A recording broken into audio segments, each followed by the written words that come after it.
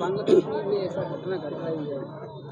ওটা তো আমি বললাম, বাংলাদেশে যে ঘটনা ঘটছে এটা নিন্দনীয়।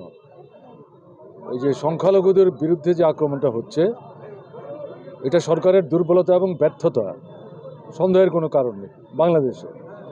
কিন্তু পাশাপাশি ইতিবাচক একটা দিক আছে।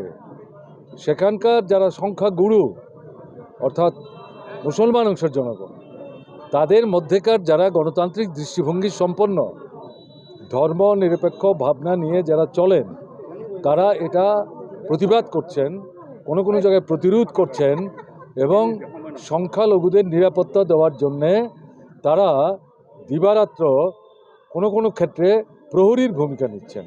তাদের যে ধর্মীয় প্রতিষ্ঠান এবং এই যে আপনার দুর্গোৎসব গেল, তাতেও তারা কিন্তু গুরুত্বপূর্ণ ভূমিকা নিয়েছে।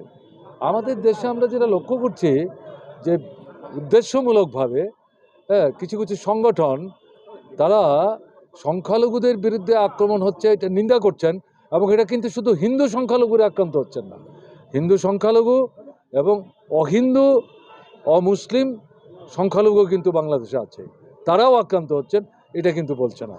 এটা ইন্ডিয়াতে যারা করছেন তারা উদ্দেশ্যমূলক। তারা এখানে হিন্দুদের মধ্যে যারা সাম্প্রদায়িক দৃষ্টিভঙ্গি সম্পন্ন, এরা ধর্মান্ধ দৃষ্টিভঙ্গি নিয়ে চলে, এদেরকে উস্কাবার চেষ্টা করছে এখানকার যারা সংখ্যালঘু তাদের বিরুদ্ধে। এবং আমাদের দেশে এটা হচ্ছে, আপনাদের আসামে হচ্ছে, জায়গা জমি কেনা বেচা থেকে শুরু করে, বাড়িঘর থেকে উচ্ছেদ করা থেকে শুরু করে, তাদের সিটিজেনশিপ অধিকার পাওয়া থেকে বঞ্চিত করার প্রশ্ন থেকে আরম্ভ করে ভারতবর্ষের বিভিন্ন জায়গায় হচ্ছে। কারা করছে আক্রমণ? কোথায় সরকার? বিজেপি শাসিত রাজ্যগুলোতে হচ্ছে। এটা যদি ভূমিকা না নেয়, তো অন্য রাষ্ট্রের মধ্যে যে ঘটনা ঘটছে শুধু তো তার নিন্দা করলে চলবে না, কেমন না? এখন ধরুন আমি বলছি বাংলাদেশের ঘটনা, মণিপুর, আমি জনসভায় সময় বাঁচাবার জন্য বলার চেষ্টা করি। মণিপুর কি হচ্ছে? 18 মাস যাবৎ কোথায় আপনার প্রধানমন্ত্রী?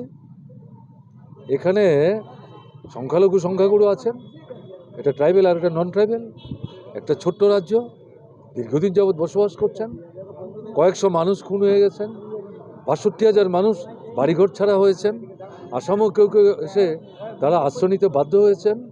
এখন কি হচ্ছে? মানুষ ক্ষুব্ধ, মুখ্যমন্ত্রী মন্ত্রী বিধায়কদের বাড়িঘরে আগুন দিচ্ছে। তো এই মুখ্যমন্ত্রীকে রাখছো কেন?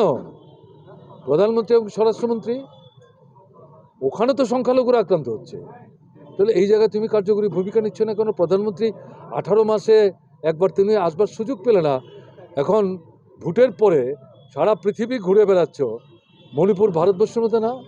তাহলে এই যে জিনিসটা তারা করছে উদ্দেশ্যমূলক। কাজে আপনারা যেহেতু প্রচার মাধ্যমের প্রতিনিধি, এই সমস্ত বিষয়গুলো উপস্থিত করতে হবে। আর কি আছে? আজকের সভা কি বলবেন?